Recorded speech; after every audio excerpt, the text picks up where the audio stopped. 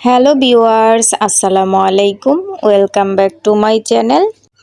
আমাদের চারপাশে এমন অনেক ফলমূল আছে যা আমরা অনেকেই চিনি না, নাম না জানা সেই সব ফলের কিছু ঔষধি গুণ আছে। তেমন একটি ফল হচ্ছে তেলাকুচা ফল।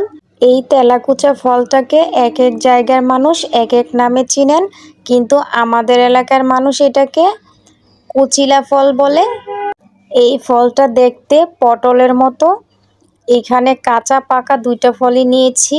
আমার তো ফলগুলা দেখতে অনেক ভালো লাগতেছে। আসল কথা হলো আমিও এটা কখনো রান্না করি নাই, খাই নাই। এই প্রথমবারের মতো আমি এইগুলা রান্না করব। আমার জামাই এগুলা আমাদের বাগান থেকে তুলে এনে বলতেছে যে রান্না করে দেওয়ার জন্য। তো দেখি আমি আমার মতো করে রান্না করব। এগুলা খেতে কতটা টেস্টি হয় বা মজা হয় সেটা আপনাদের সাথে শেয়ার করব আমি যতটুকু শুনেছি এই ফল বা এই ফল গাছের যে ডালপালা পাতা এগুলো নাকি ডায়াবেটিস রোগীদের জন্য অনেক উপকার। এই ফলটা একটু তিতো হয় নাকি রান্নার পর, মানে সেম করলার ভাজির মতো হয়। তা আমি কিন্তু এখানে করলা ভাজির মতোই চিকন করে এগুলাকে কেটে নিয়েছি এবং খুব ভালোভাবে কচলিয়ে কচলিয়ে ধুয়ে নিয়েছি, যেন এটার কষ বা আঠালো কোনো ভাব না থাকে। তারপরে দিকে ভাজিতে দেওয়ার জন্য আলুও কেটে নিয়েছি কুচি কুচি করে। তো আলু আর তেলাকুচা ফল দুইটা একসাথে মিক্সড করে আমি করলা ভাজির মতো রান্না করব। তো চুলায় চলে আসলাম। কড়াইয়ের মধ্যে পরিমাণ মতো তেল দিয়ে গরম করে নিয়েছি।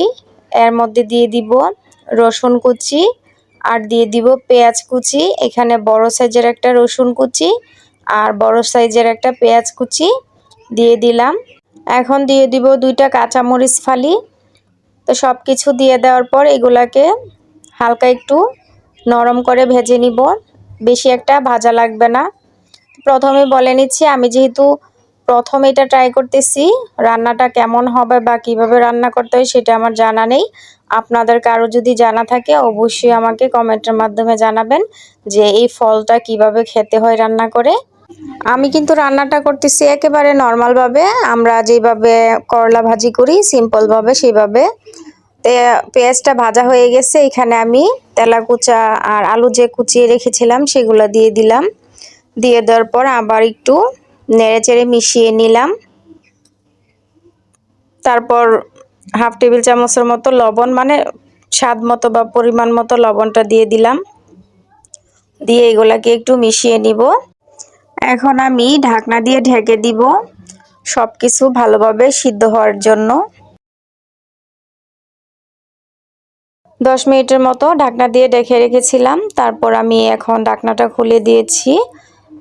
এখন আমি এগুলাকে তেলের মধ্যে খুব ভালোভাবে নেড়েচেড়ে ভেজে নিব। ভাজিটার কালারটা কিন্তু অনেক বেশি সুন্দর আসছে। এই রান্নাটা কিন্তু সেম করলা শাক ভাজি আমরা যেভাবে করি সেভাবেই করে নিচ্ছি। তা আমি একটু খেয়ে দেখতেছি, যেহেতু প্রথম রান্না করেছি, কেমন হয়েছে। মাশাআল্লাহ, খেতে তো অনেক মজা হয়েছে। আসলে আমি জানতাম এই ফলটা অনেক তিতা, কিন্তু মোটেও না, অনেক মজা হয়েছে ভাজিটা। রান্না করতে জানলে যে সব জিনিসই খাওয়া যায়, আজকে এটার প্রমাণ পেলাম। এত মজা হয়েছে এই ভাজিটা, আপনারা না খেলে বুঝতেই পারবেন না। আমার জামাই বলেছে এটা নাকি বিদেশে অনেক দাম দিয়ে কিনে খেতে হয়। এই ফলটা মূলত জঙ্গলের মধ্যেই হয়ে থাকে, এটা চাষ করা হয় না। আর যারা শহরে থাকেন তারা মূলত এই ফলটা চিনবেন না, আমরা গ্রামের মানুষ এই ফলটা বেশি চিনি। আমি আগে চিনি কিন্তু কখনো খাইনি, এই প্রথম খেয়েছি। মাশাল্লাহ মাশাল্লাহ, অনেক মজা হয়েছে। আবার আমি রান্না করে খাবো। অনেক পুষ্টিগুণে ভরপুর। আশা করছি রেসিপি ভালো লেগেছে। আর যদি ভালো লেগে থাকে অবশ্যই চ্যানেল সাবস্ক্রাইব করে দিবেন, লাইক কমেন্ট শেয়ার করে দিবেন। আজকে এই পর্যন্তই। সকলেই ভালো থাকবেন, সুস্থ থাকবেন। আল্লাহ হাফিজ।